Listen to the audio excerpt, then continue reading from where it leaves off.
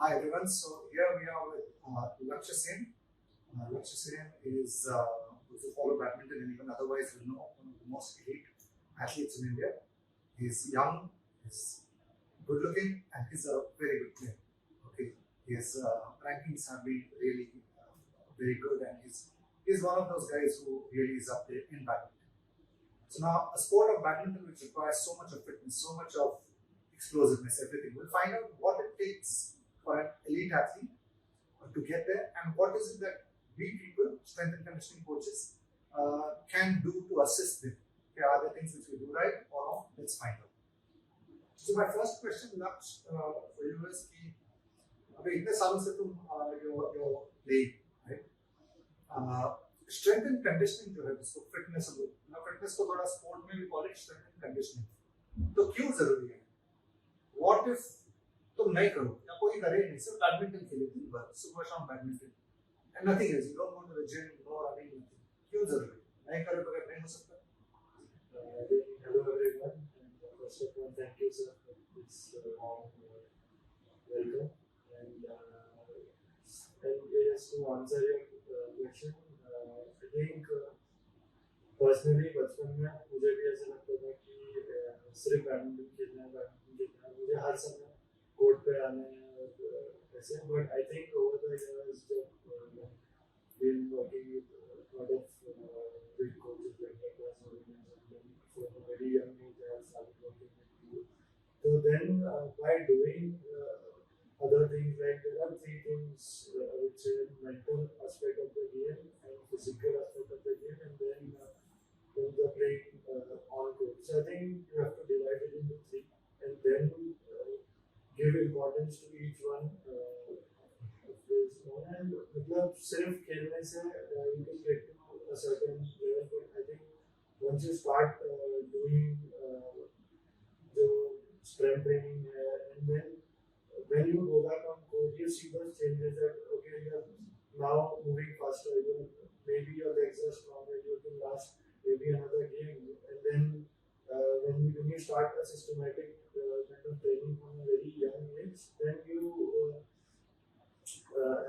know the benefits of on the court. You see those changes, and I think that is the main thing. When जो भी आप gym training कर रहे हो, mental training कर रहे हो, it has to help what you are doing on court. So I think I think you can get to a certain level by just playing, but then if you have to be an elite athlete, I think you have to cover all the big boxes of whichever is required to improve your.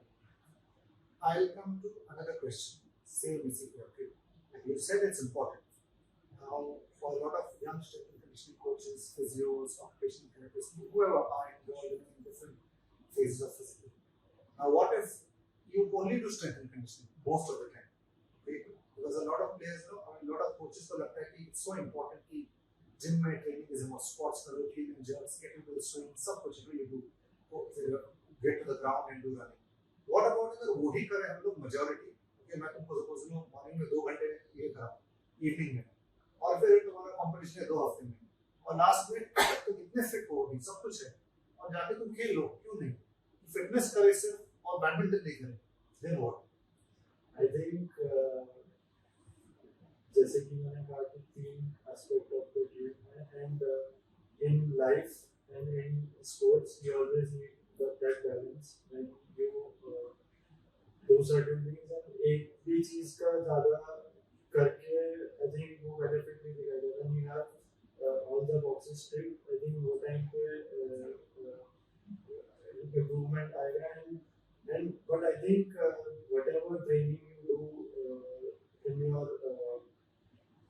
training weeks or before the tournament, or even if it's on court, or if it's a mental training session, or it's a physio session, or it's a strength and conditioning session, I think आगे जाके on the court you have to play badminton. So I think and you have to find the right kind of training for yourself which suits you, which helps you improve as a badminton player or whichever sport you are in. Like if you are a sprinter, you do certain kind of training which helps your sport, and then but at the end of the day you just have to perform on court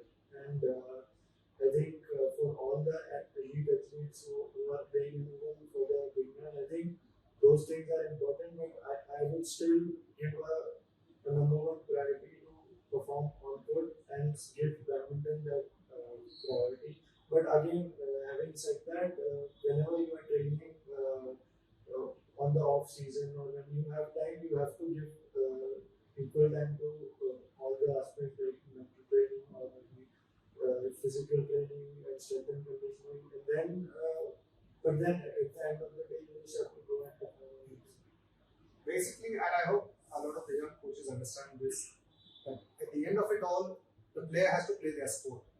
So we as strength and conditioning coaches should not get so excited that we forget what they have to do.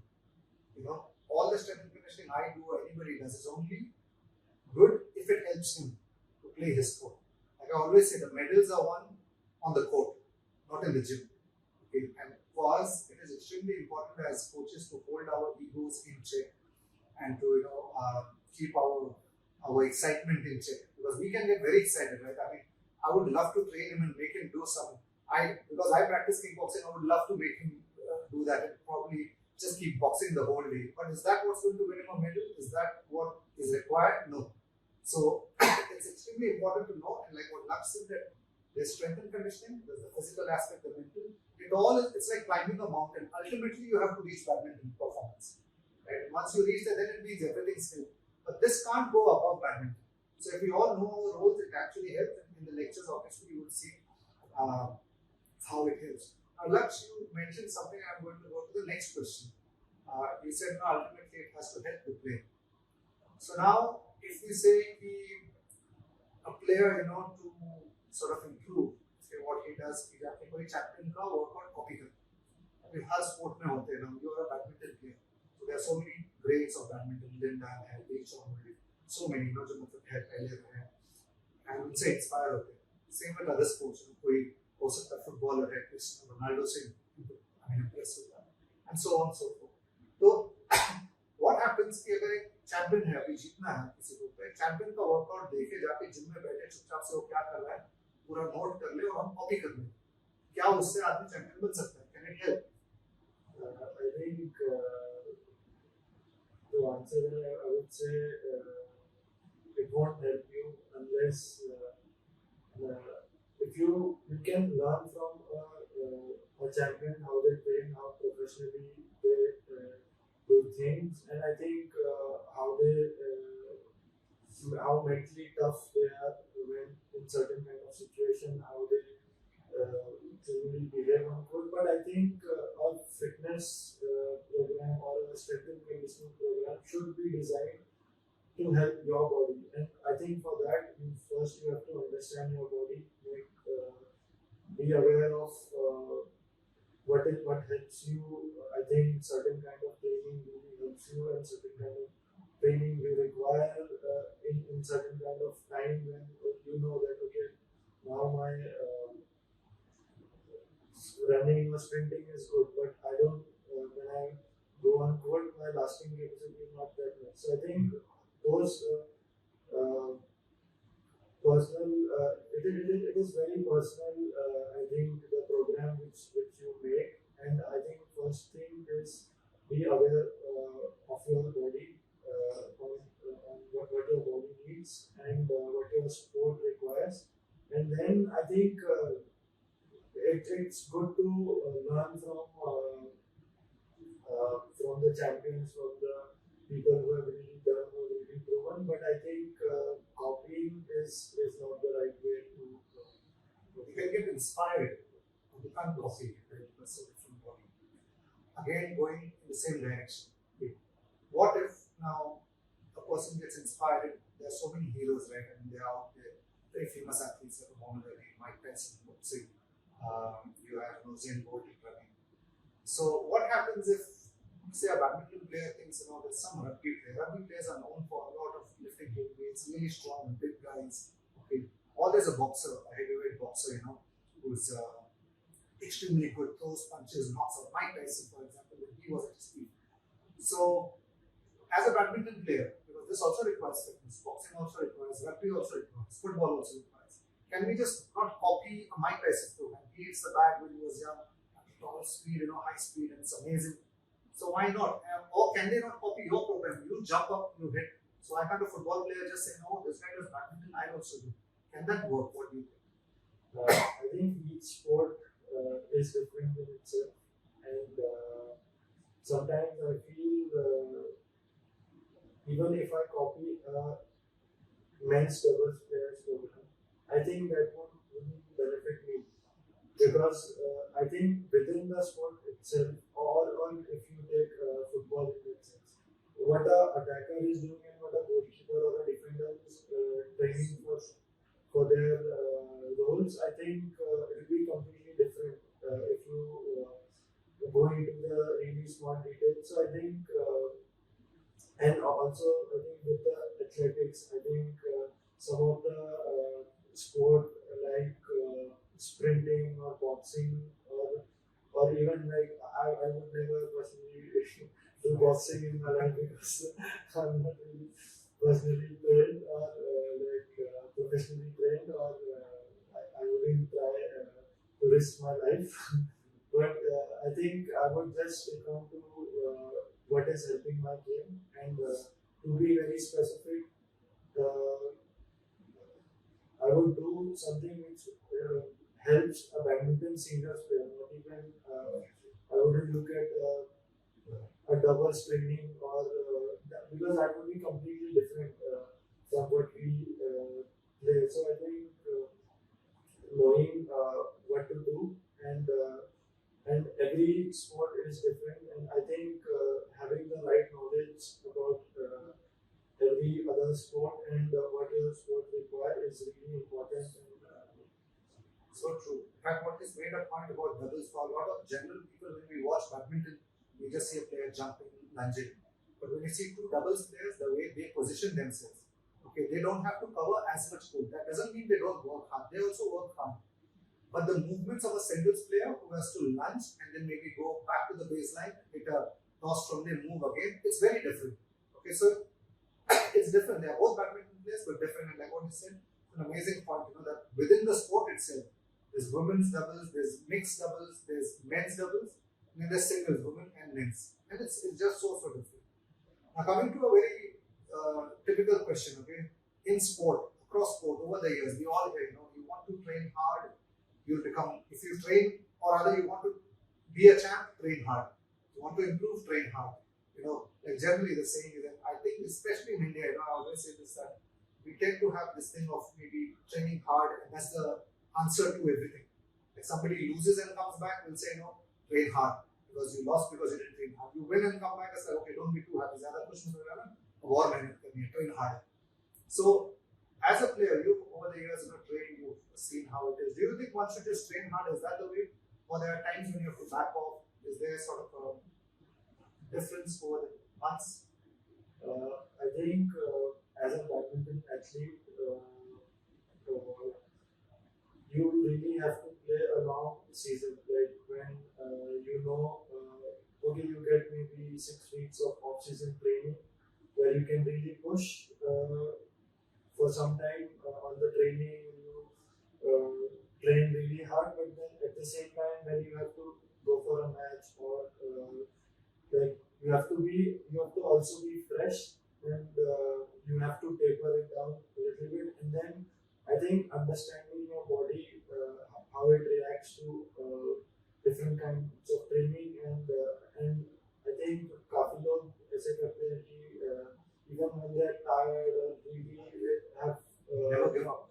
not slept properly, and I think as a sportsmen are also human beings, and we can have a bad night's sleep or maybe something else in the family or some other reason where you couldn't like you are not in the mind space to do certain things, or sometimes you have really trained hard and then your body is giving you signals that then now is the time to back off. And I think listening to your body is the key for me. I think personally, whenever I have trained hard, yes, when I'm fresh, I'm looking forward to training, I would train hard, but I think knowing the limit, when to push and when to back off, I think that is a very thin line there, and I think if someone is able to master that, I think he has really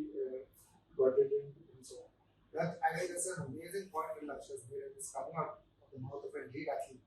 Is like just so good, because like he said, it's that training hard and just knowing when to stop. Because training hard is easy, and as for us coaches, I mean, how do we make training harder? Simply add more sets, right? More repetitions. That's all it takes. Make them, they say, sir, I'm tired, बहुत हो गया, ऐसा नहीं हो रहा है, नहीं और दो करेंगे. We can make it hard.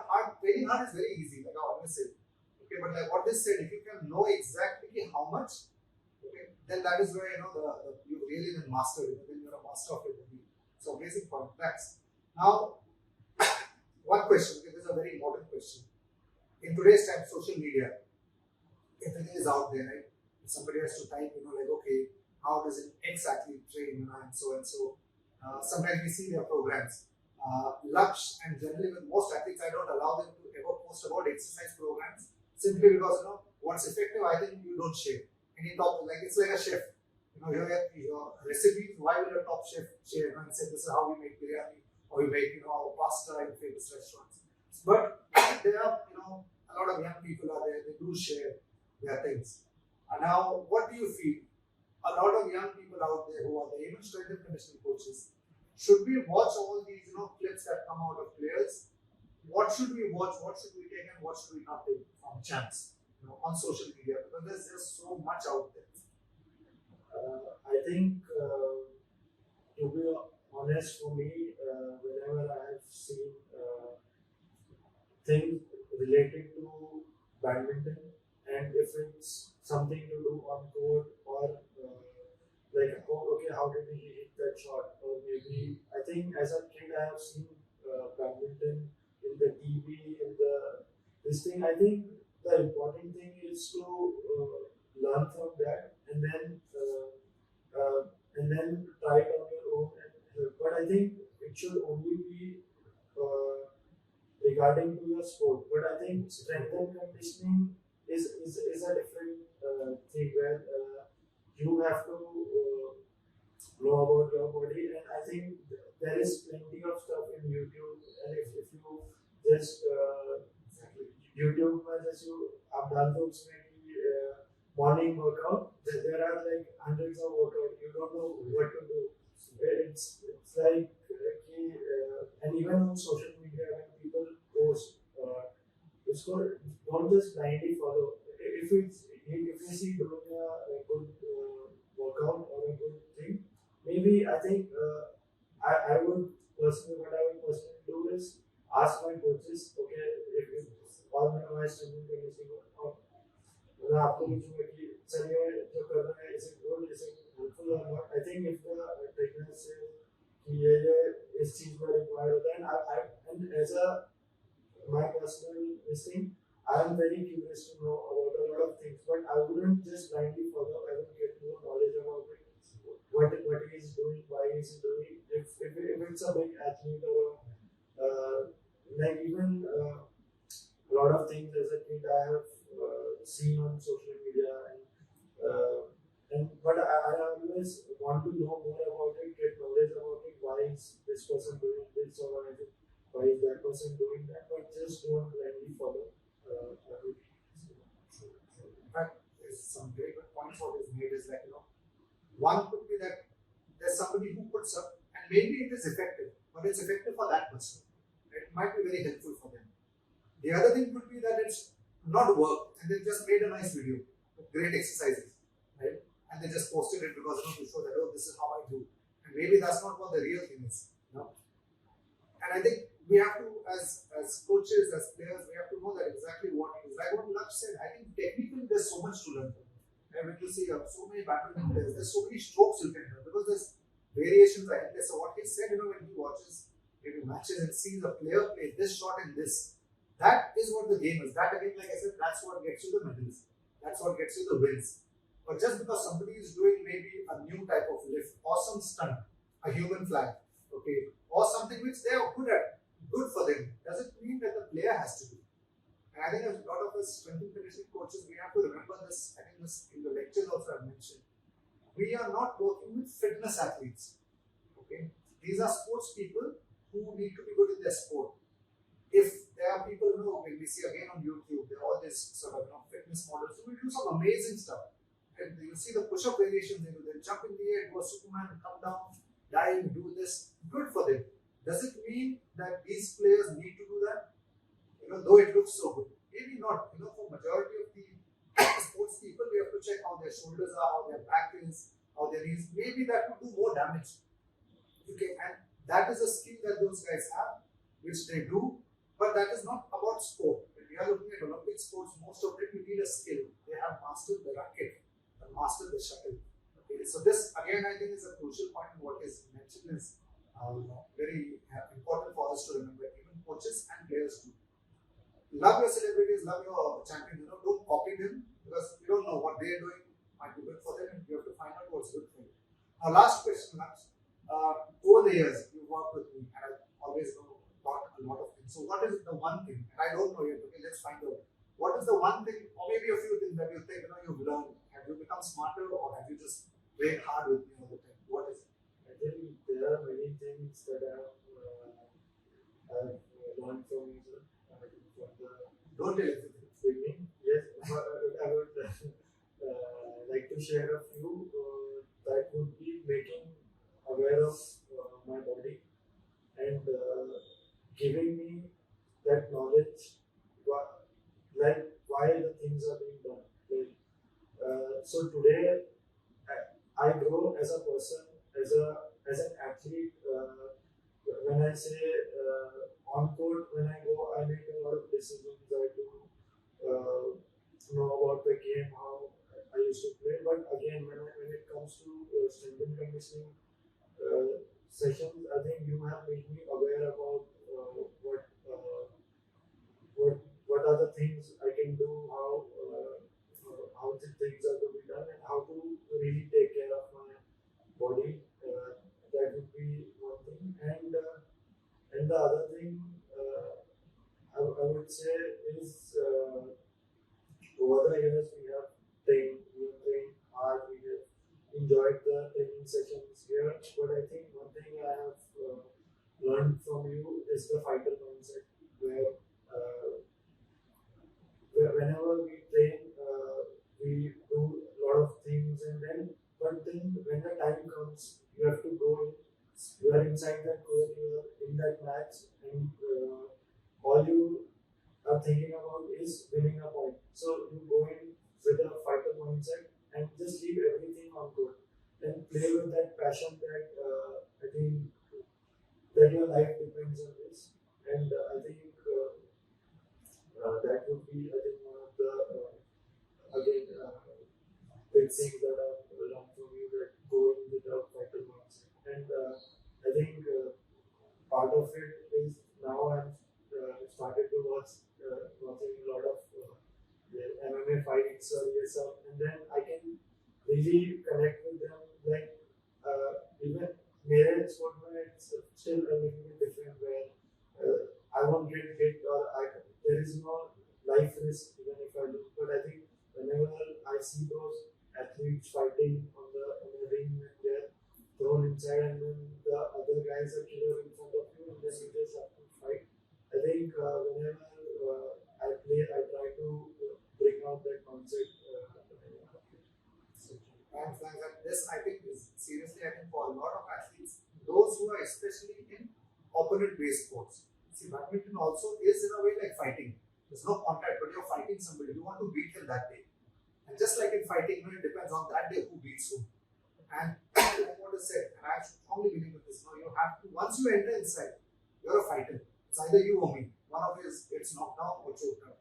And when you know that, you go in there knowing that today I have to do my best, and whatever I've come inside the ring, I'm in there. And sports like badminton, I think tennis, table tennis, where it's you versus the other guy. Okay, so I think that fighter's approach is so important, because that, it's more of a psychological thing, but still, that fearlessness that a MMA fighter would have to step in, knowing that hey, there's somebody else who's knocked out 10 guys and choked them, and here I am in the ring with him, and I'm also going to do that to him. So I think for me, of all the sports, I find mentally those guys are at a different level, because you have to get beaten up. You have to get beaten up, still fight. Sometimes there's blood, sometimes you have somebody's locking your arm, you have to get. So it's a whole different. And I think that is one sport where you can get inspired. And fighting is the most basic thing. Right? All of us, we would love to fight if we can. So it brings out a very raw sort of emotion, in us. And I think I'm so happy that that's one thing which I've always, told him, and he's picked that up. And I've seen that over the years. Now, maybe one last question. What are the mistakes that you think, or what are your tips to give? There's so many young, SNC coaches will be out there, and they would want to, work with elite athletes, and they would want to work with, top people like you. What is it that they should not do? What they want to do, they all know. We want to create programs, we want to work with you, we want to make you fit, so they know. What do you think are mistakes that they can do, and what do you wish they should know, so then it helps them to work with elite athletes? I think in their approach to training, where whenever they work with any elite athlete or any athlete, I think the one thing they should keep in mind is knowing the player well, and for what is required. I think spend a lot of time knowing the athlete and what is helping and what is not helping. So I think just don't blindly. I've seen people just writing schedules on a blackboard or maybe a paper where, okay, this is your training today. Maybe whenever you come in for a session, speak to the athlete. How are things today? Because as a human being, anything can happen anytime. Even if it's because as an elite athlete, you keep training, and then in the morning training we have done, and we have hit maybe a lot of smashes, so your shoulder is tight, and then evening you come in and you don't take that feedback, then the shoulder is tight or it's not fully well rested. And I think taking that feedback and then adapting to what is required on that day, I think, and again spend a lot of time adapting and changing your schedules at the time. I think having a basic plan is good, but I think changing it and knowing what is required at the moment and what are the things you can do, I think that will really give a lot of results. I think, like you said, you have to know the sport, you have to know the player. So my sort of thing I tell youngsters is, SNC coaching. First, when you start with somebody, don't come there and think, today I've come and I'm here to change the world. I was the missing link. Here I am.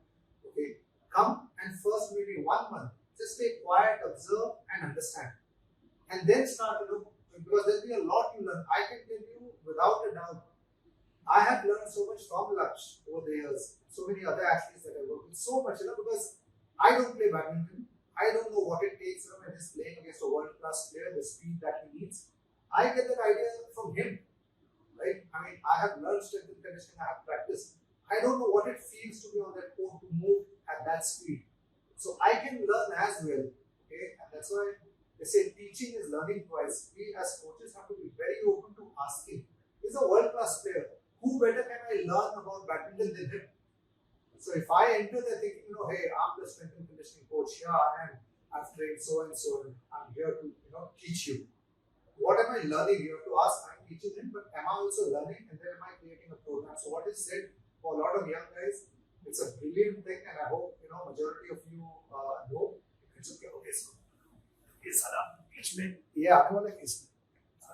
ये भी आएगा, ठीक है, चालू तो है ना, लेकिन गाली भी आएगी ना उसमें।